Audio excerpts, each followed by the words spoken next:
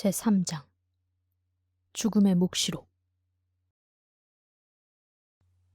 그리하여 계속된 패스트 때문에 고립되어 있던 사람들은 저마다 제주껏 발버둥치며 분투하고 있었다. 그리고 그들 가운데 일부는 아직도 자유로운 사람인 것처럼 행동하고 있었다. 그 해가 반쯤 끝나갈 무렵부터 바람이 불어오기 시작했다. 오랑 시민들은 불안에 떨었다. 시민들이 바람을 두려워하는 까닭은 도시의 위치 때문이었다. 오랑시는 언덕 위에 세워져 있었기 때문에 바람을 그대로 맞을 수밖에 없었다. 사막에서 불어온 바람은 아무런 저항도 받지 않고 오랑 시내로 몰아쳤다. 몇 달 동안 비가 내리지 않았던 터라 바람은 쌓여있던 먼지와 날아다니는 종이 조각들이 지나가는 사람들의 종아리를 후려쳤다. 사람들은 손수건으로 입을 막은 채 서둘러 거리를 지나갔다.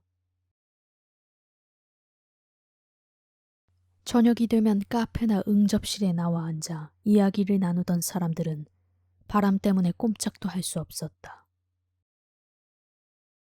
그런데 바람에 실려온 것은 먼지만이 아니었다.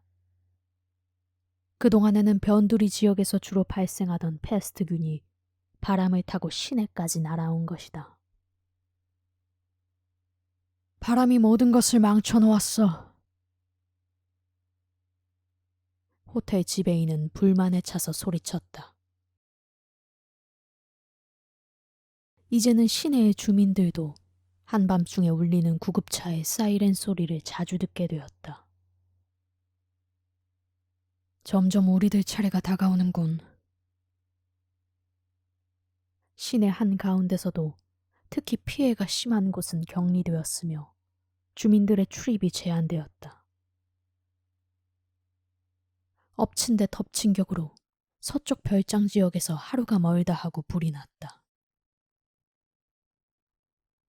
어떻게 된 일인지 빨리 진상조사를 해보도록 하세요. 시장이 명령을 내렸다. 조사 결과 패스트로 가족을 잃고 미쳐버린 사람이 패스트균을 태워 죽인다며 집에 불을 질렀다는 사실이 밝혀졌다. 당국에서는 대책을 강구하는 한편 슬픔과 불행을 겪으며 이성을 잃어버린 시민들을 진정시키려 했으나 별다른 효과가 없었다. 불은 때마침 불어오는 바람을 타고 맹렬히 퍼져나갔다. 도시는 혼란에 빠졌다. 도시를 드나드는 문들은 밤이면 몇 차례씩 무장한 사람들에 의해 습격을 받았다. 총격전이 벌어지고 부상자가 생겨났으며 도망자도 있었다. 감시 초소는 강화되었다. 그런데도 폭력 사태는 계속 일어났다. 패스트에 대한 불안감을 견디지 못해 이성을 잃어버린 사람들은 충동적으로 화재가 난 집을 약탈하기도 하고 폐쇄된 집에 들어가 닥치는 대로 물건을 훔쳐오기도 했다. 보다 못한 당국이 계엄령을 선포하고 절도범 2명을 총살했지만 사람들은 별로 충격을 받는 것 같지도 않았다. 패스트로 인해 매일 수십 명이 죽어가는 판에 그깟 2명 정도는 눈에 띄지도 않았기 때문이다. 패스트에 점령당한 도시는 지하 묘지 같은 분위기를 풍기고 있었다. 죽은 사람들의 숫자가 점점 늘어나면서 장례식 절차도 간소화되었다. 환자는 가족과 멀리 떨어진 곳에 격리된 채 외롭게 죽어갔으며 그날로 당장 땅에 묻혔다.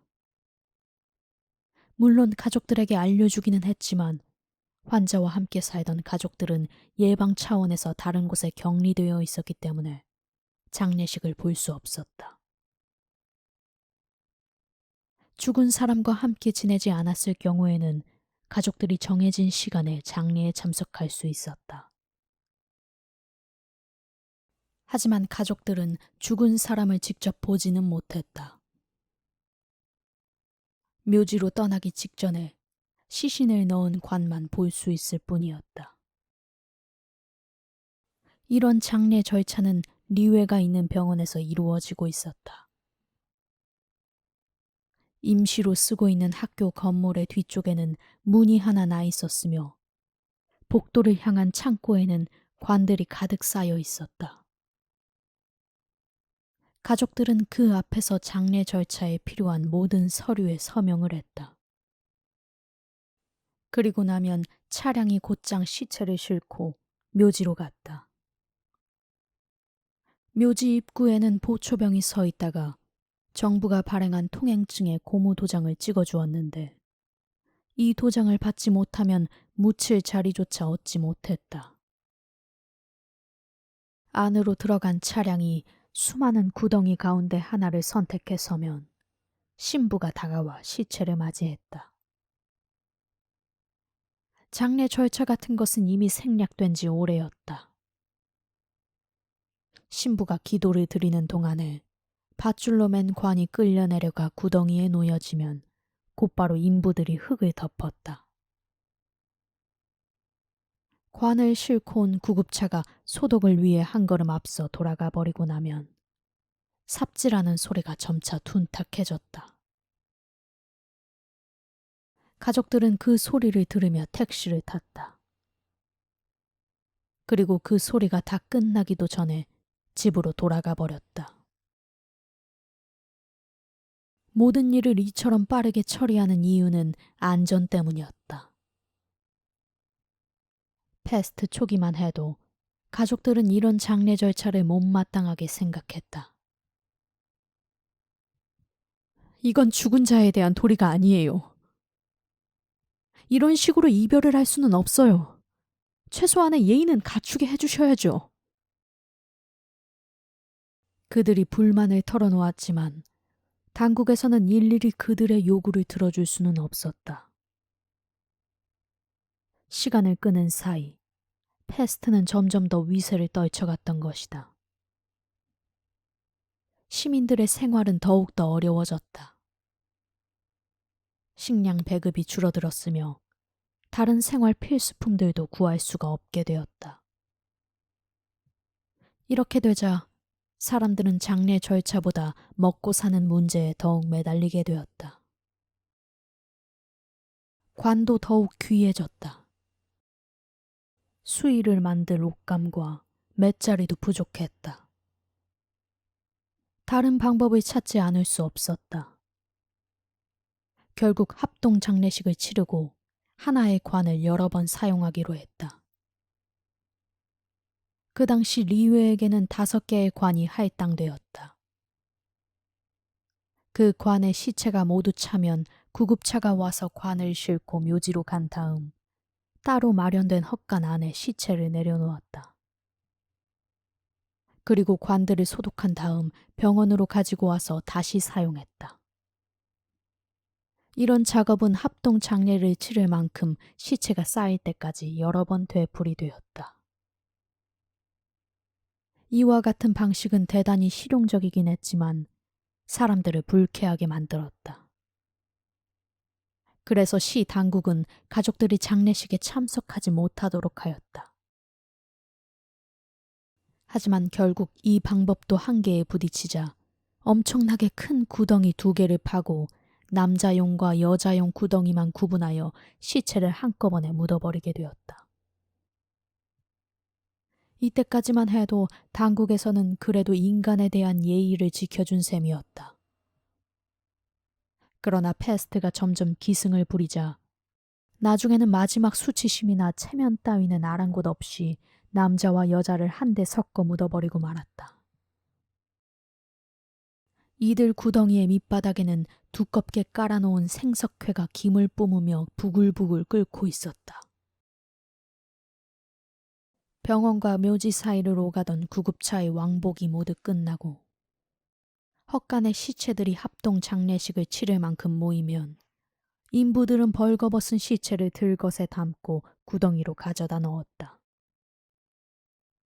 그러면 구덩이 옆에 서 있던 사람들이 시체 위에 생석회를 덮고 난 다음 흙을 뿌렸다. 그러나 구덩이를 완전히 메우지는 않았다. 그들은 다시 들어올 시체들을 위해 일정한 높이까지만 흙을 덮었던 것이다.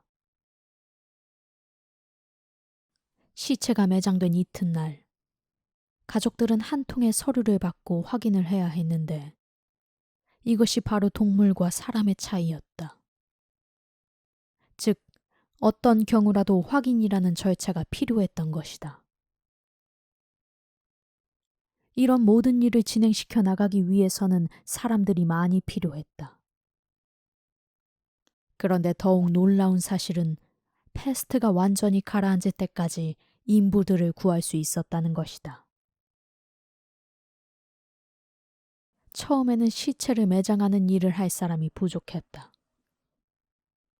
일꾼들 가운데 많은 수가 패스트에 전염돼 죽자 아무도 시체 매장 일을 하려고 하지 않았다.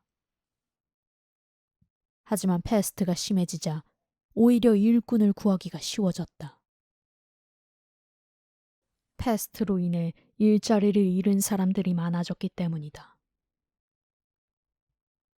가난과 배고픔에 대한 공포 때문에 사람들은 패스트에 걸릴지도 모른다는 위험을 무릅쓰게 되었던 것이다. 그러나 8월 말로 접어들면서 문제는 심각해졌다. 늘어난 희생자가 너무 많아 묘지로 사용할 땅이 모자란 것이다.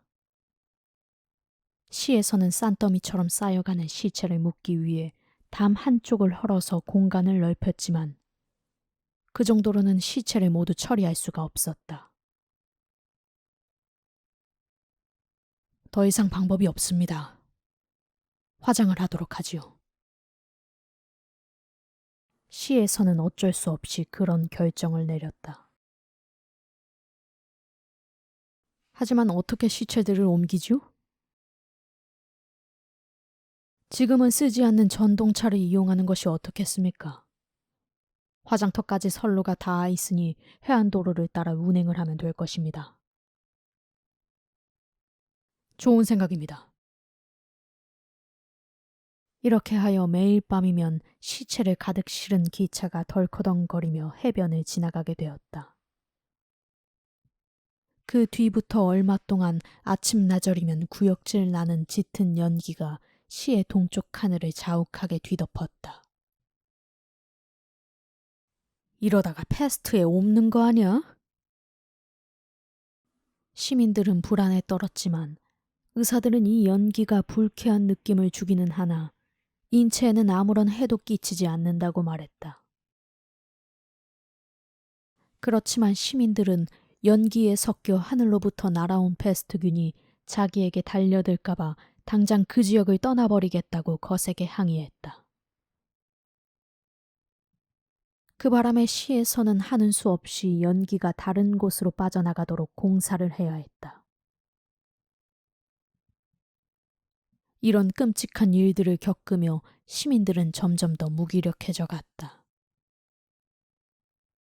그들은 추억도 희망도 없이 되는 대로 현실에 적응해 가고 있었다.